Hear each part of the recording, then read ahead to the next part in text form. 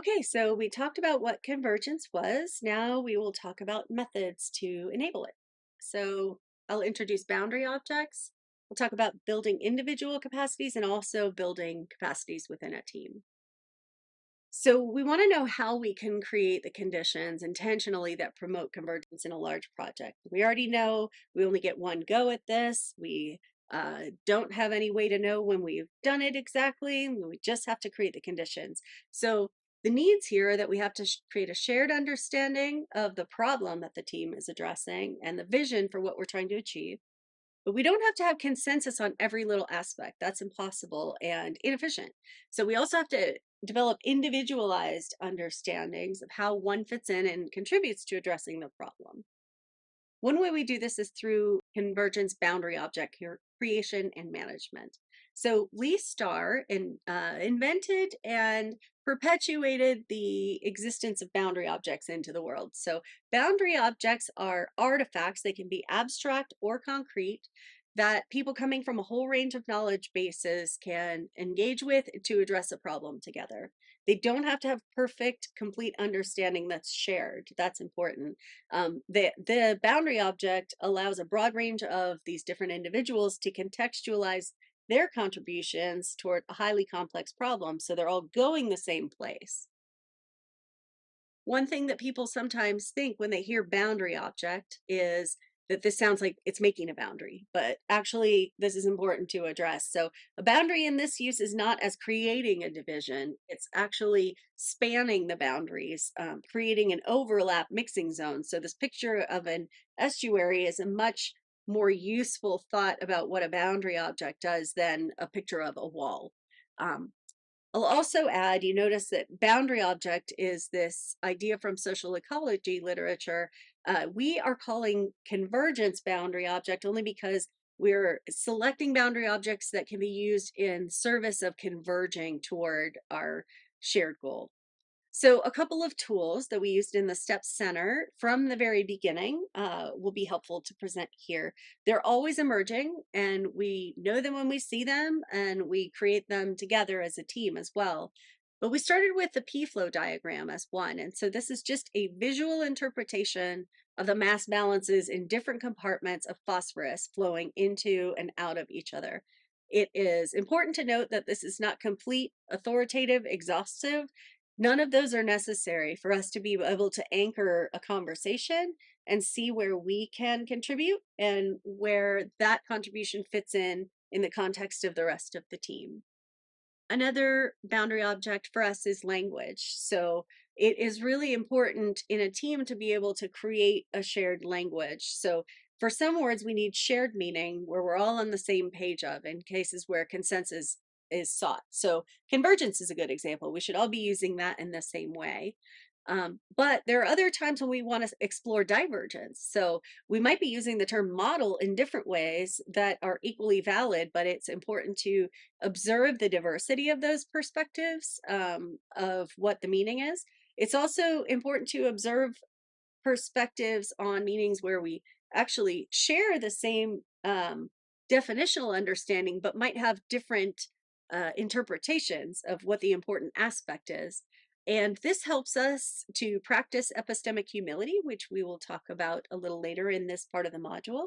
It also ultimately causes us to co-create an artifact, so a linguistic record of blending understanding across the team together as we create this shared understanding of language. So Lingo is an app that we have that postdoc Kim Warren has created, and it stands for Language Integration Opportunity.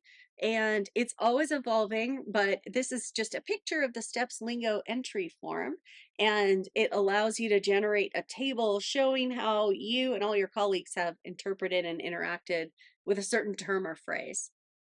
Triple bottom line scenario sites are another example of a convergence boundary object. So these are real field test sites that we have chosen, and more may emerge in the center, that represent varied systems with well-defined inputs and outputs, system constraints, and have data and stakeholders associated with them. So we can compare across them and see the context in which the P-flow system is important to consider.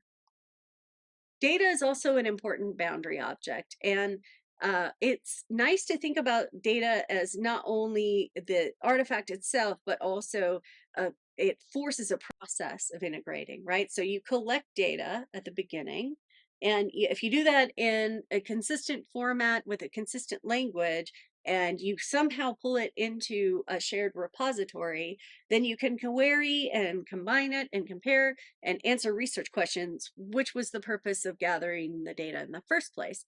And if you do this in an iterative and communicative sense within the team, then you allow yourself to combine, pose new research questions, take data in a more premeditated, interoperable way so that you can continue to integrate further. So those are boundary objects. Now let's talk a little bit about the capacities we want to build, both these individual and team capacities. It's important to note, and I'll pause to say that this is a great resource, this Exploring Convergence Research report. Um, it talks about all kinds of things that convergence is, but one thing it notes is that there is a complete newness to this literature. And so most of the references are to not necessarily the scientifically understood metrics of what convergent outputs are, but to creating the antecedent conditions for convergent research. Some of these antecedent conditions are how do we build the individual capacities for and team tools to support convergence. We'll start with individual capacities, and in steps we chose 3 individual habits of mind that came from the convergence literature in a piece by Mike Rocco. There were more of these, but these really drove home the values and habits that we wanted everybody in steps to onboard, and that they have done really well. It's been very cool to see. So epistemic humility, everyone in the center knows about this, interdependence, and co-creation of knowledge. So epistemic humility is just the recognition of our vulnerability to error. In academia, we are taught to become correct about things. But in order to collectively create a convergent correctness, we have to individually have the idea that we might be wrong at the forefront of interactions. Interdependence is about creating a team culture of connectivity and trust. So we have to be willing to be dependent on one another and blend our different ingredients together in order to make that good smoothie. Co-creation of knowledge is related to those other two, but it is about acknowledging that the products we make will be dependent on different ways of knowing, including non-academic stakeholders, in order to give them equal agency in the agenda setting and the question asking, not just the execution and implementation. Another way that we create capacity and practice these habits of mind is through a rotating series of seminars. So in steps, we meet every week for 1 hour and we do different types of meetings. One is invited speakers where we learn from somebody outside. Another is sessions that are tailored to build our convergence capacity. And so cycle through these practices and practice the habits of mind. STEP scholar focus, because a huge part of convergence research is generating the next generation of convergence scholars. So we focus on those needs and invite our postdocs and students to drive the programming there.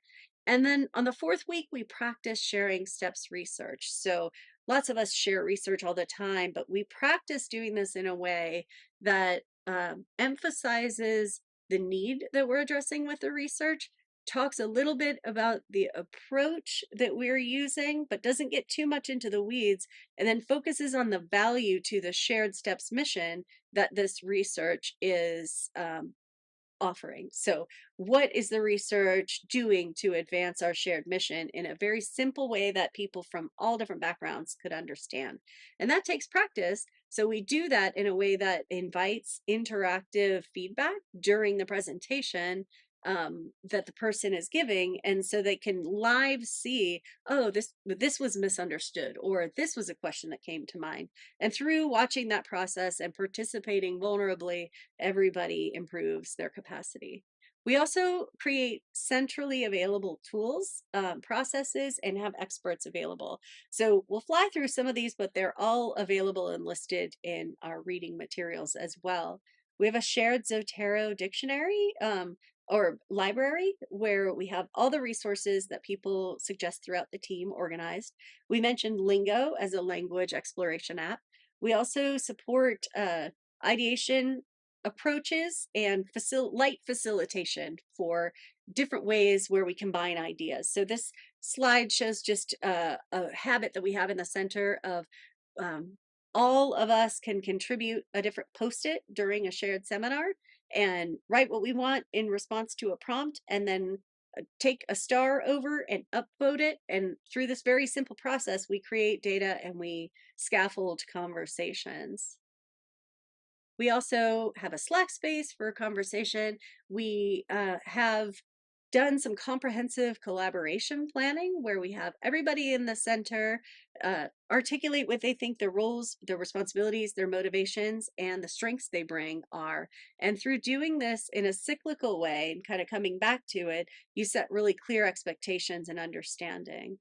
And then we also include dedicated experts who are intended to do this boundary spanning work and bring those methods to the team as a whole. So more than this have capacity, but the managing director, myself as the integration director, and several postdocs are focused on bringing this integration explicitly into the center's activities. So we asked how we create those conditions, and it's both shared and individual understandings. Um, one way to think about that as well is to ask ourselves how we create a culture that fosters these emergent ideas and co-creation. So there's a lot of good literature on this, and an important piece to understand is that you're not just bringing your domain knowledge, but you're also your interpersonal and interactional expertise. And so all of these things create the conditions of psychological safety that people need in order to share and invest this extra time it takes to do convergent research. And so in the next module, we'll talk about a little bit of this extra time and what's required and why it's all worth it.